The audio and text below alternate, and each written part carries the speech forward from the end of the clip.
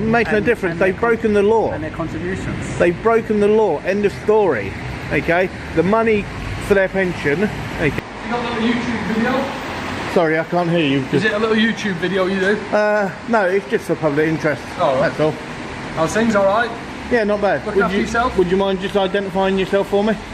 Well, why would I need to do that? Because you addressed me and you're talking to me, so I just want to know who I'm talking to. Of course I can. PC Bloomfield, his warrant card.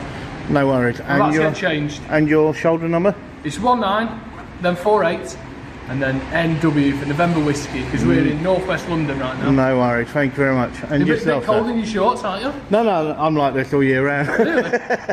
You got all set for Christmas? No. No? Me neither. The video starts with the auditor saying he is filming for public interest, not for YouTube views. This makes the tone serious from the start. One officer jokes about his shorts and Christmas shopping, then gives his badge number. The auditor stays polite but says he is here to collect names, badge numbers, and promote transparency. He explains his purpose. After the lockdown period, trust in police has gone down. He wants to know how officers feel about how the public sees them. This raises a big question. Are police still connected to the people they serve? I'll wait till like Christmas Eve and panic buy. I think that's what a lot of people do. Do you go around a lot of stations doing this? I go around quite a few, yeah. Any particular reason why, sir? Pardon? Any particular reason why? Well, first of all, could you just identify yourself for me as well, please? There you go. Papa, 237 305. 237 305, no worries. Thank you very much, sir. So why are you here filming today then? Why? Because I just want to engage with some officers and just see how they feel, because during lockdown and everything else, and there was loads of things going on, and the last couple of years have just been absolutely crazy for everyone. Right? And there's a lot of places all across the country where they feel that the police are so disconnected from the public. And all what it is just to see how officers actually feel, whether or not they feel that they are disengaged, and if they are, or a little bit, how you would actually feel and what you would like to see happen to try and bring the people and the police back together again. The auditor continues by saying police seem disconnected from the public. Officers reply that they are still normal people living under the same laws. The auditor agrees but points out that as police officers, they have a duty to uphold the law, which gives them more responsibility. His main concern is this: are officers held to a higher standard, or do they act like they are just like everyone else? This shows a gap between how police see themselves and what the public expects. Do we feel that we're disengaged to the public? Is that the question? Yeah. So, well, we are members of the public though, aren't we? Yeah, really? but you are serving officers, okay, and that is what is actually being split. Right.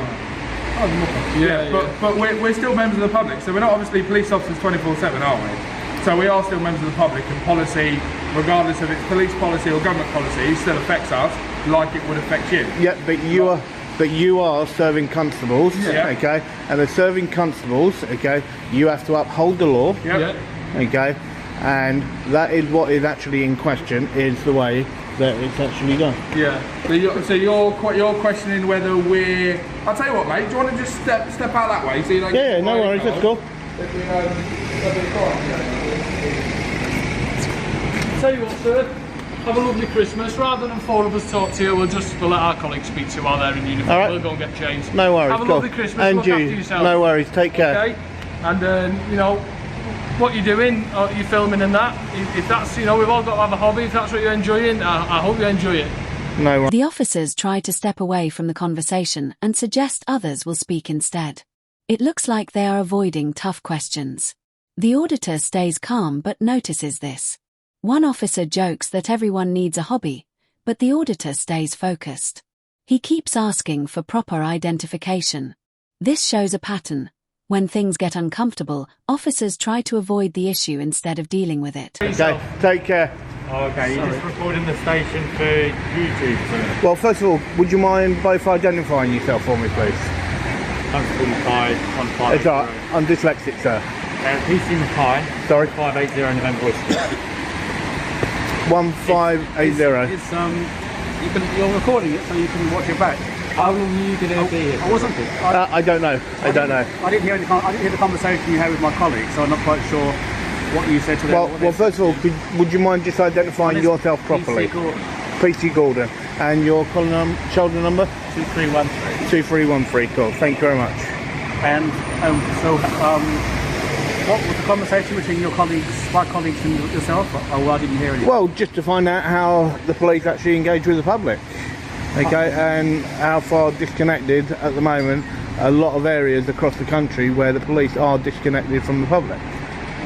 Disconnect. I mean, the only interaction we have with members of the public is, unfortunately, is when things go wrong. But we don't knock on people's doors and have tea and scones. We only go to someone's house if there's been an incident. You see. Well, it's not only that. It's also when you actually pull people. We do what, sorry? Also, when you actually pull people. Pull people. Yep. I.e., whether or not they're in their car or they're walking down the road. Okay, and you suspect them of something. Okay, it's the way that they're actually treated and the way that you actually present yourself and the way that you actually follow the law as it should be followed. Well, I mean, there is a procedure, and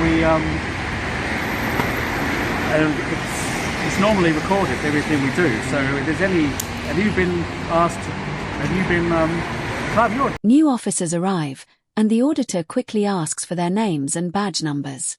This is not just a formality, it's a test of professionalism. The officers give the information but seem annoyed. The auditor explains that trust is built through everyday interactions, not just big events. How officers behave, speak, and follow rules matters. He then points out that they didn't clearly say they were recording.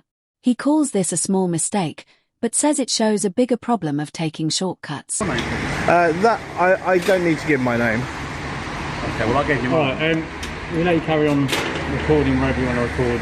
We do other work to get on with, so if there's no pressing matters that you want us to deal with, we'll pop back inside. Well, yeah, I was actually having a conversation with you. Okay. Alright, yeah. So, and for you, the way that you just done that was actually quite rude. Okay, this is the whole problem.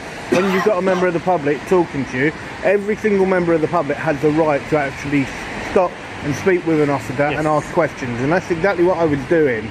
Okay, my colleague had answered the question. Well, I don't know actually what the question was. You said about the way we pull people from their cars. Okay, right. Basically, it's the way that you actually follow what the law actually is. Okay, and actually follow what your procedures actually are. It's like right now you've got your camera on. Okay, you should have told me at the first possible moment. Okay, that you had actually put your camera on and you were recording. Okay, and that is part of your actual code of ethics that you actually do that under section 3.5. Well, that would normally be the case if we detained you or we were... Well, no, it's as soon as you actually put a camera on. It's as soon as you put a camera on. I put my camera on when I was inside the building, so you weren't there to tell, were you? Yeah, but you put it on knowing that you were coming to me, okay, and you should have told me at the first available moment. So that's your complaint, okay. Is it? No, it's not a complaint. I didn't say it was a complaint, but this is what I'm saying. It's small things that build up to a big thing, okay? Also, it makes your job harder, and it means that things are not followed correctly. Right, and that is what the problem is, okay? There's so many different things and so many corners being cut, right? The auditor talks directly about cutting corners. He says every small mistake reduces trust. Officers say they have other work to do, but he disagrees. He says accountability is